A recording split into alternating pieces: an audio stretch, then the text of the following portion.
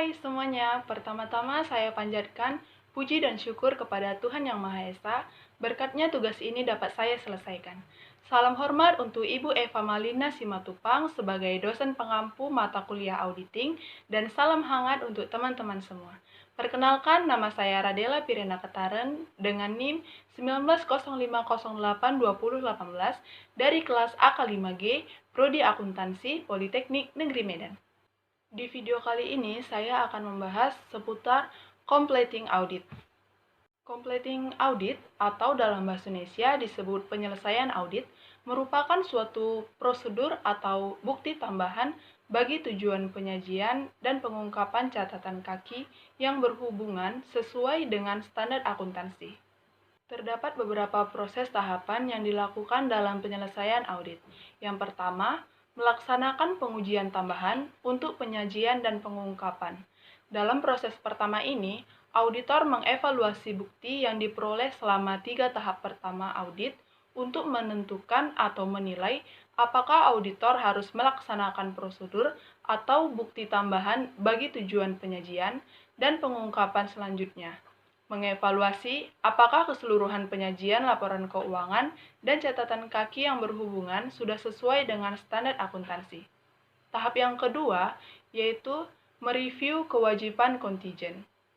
Kewajiban kontijen adalah potensi kewajiban di masa mendatang kepada pihak luar sebesar jumlah yang tidak diketahui dari aktivitas yang telah terjadi. Kewajiban kontijen yang material harus diungkapkan dalam catatan kaki. Diperlukan 3 kondisi agar kewajiban kontijen ada.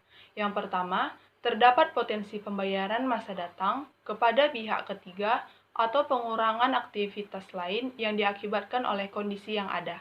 Yang kedua, terdapat ketidakpastian mengenai jumlah pembayaran atau pengurangan atau kerusakan di masa yang akan datang.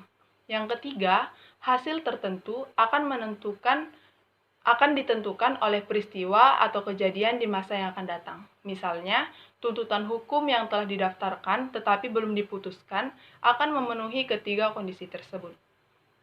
Tahapan yang ketiga yaitu mereview terhadap peristiwa kemudian. Auditor harus mereview transaksi dan peristiwa yang terjadi setelah tanggal neraca untuk menentukan apakah setiap transaksi tersebut mempengaruhi penyajian dan pengungkapan yang wajar atas laporan periode berjalan. Mereview peristiwa kemudian disebut review pasca tanggal neraca. Dalam tahap ini, tanggung jawab auditor terbatas pada periode awal dengan tanggal neraca dan berakhir dengan tanggal laporan audit. Terdapat 2 jenis peristiwa kemudian. Yang pertama, peristiwa yang memiliki dampak langsung terhadap laporan keuangan dan memerlukan penyesuaian. Yang kedua, peristiwa yang tidak memiliki dampak langsung terhadap laporan keuangan tetapi memerlukan pengungkapan. Tahap yang keempat yaitu mengumpulkan bukti akhir atau akumulasi bukti akhir. Setelah melakukan review terhadap peristiwa kemudian, maka langkah selanjutnya dari tanggung jawab seorang auditor adalah mengumpulkan bukti akhir atau akumulasi bukti akhir. Terdapat 5 jenis dalam akumulasi bukti akhir. Yang pertama, melaksanakan prosedur analitis akhir. Yang kedua, mengevaluasi asumsi going concern. Yang ketiga, memperoleh surat representasi manajemen. Yang keempat, mempertimbangkan informasi tambahan dalam kaitannya dengan laporan keuangan secara keseluruhan. Dan yang kelima, membaca informasi lain dalam laporan tahunan. Tahap yang kelima yaitu mengevaluasi akhir. Terdapat aspek utama dalam mengevaluasi hasil. Yang pertama, bukti yang tepat dan mencukupi. Untuk membantu memutuskan bukti audit sudah mencukupi auditor. Seringkali menggunakan penyelesaian daftar pemeriksaan audit. Jika auditor menyimpulkan bahwa bukti yang mencukupi belum diperoleh untuk memutuskan apakah laporan keuangan telah disajikan secara wajar, maka auditor memiliki 2 pilihan: mengumpulkan bukti tambahan atau mengeluarkan pendapat wajar dengan pengecualian atau menolak memberikan pendapat. Yang kedua, pengungkapan laporan keuangan.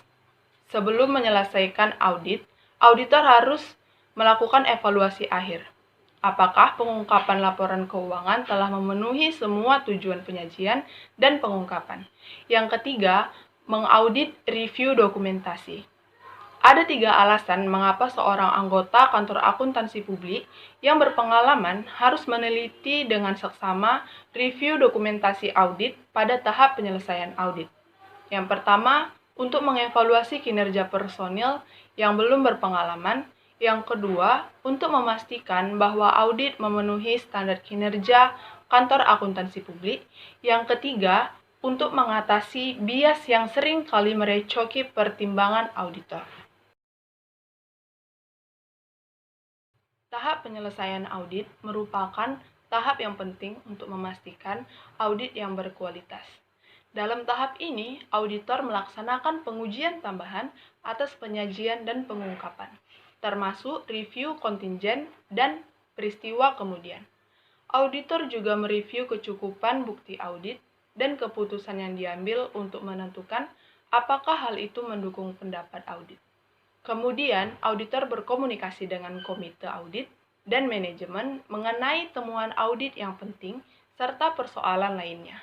Sekian yang dapat saya sampaikan mengenai completing auditing.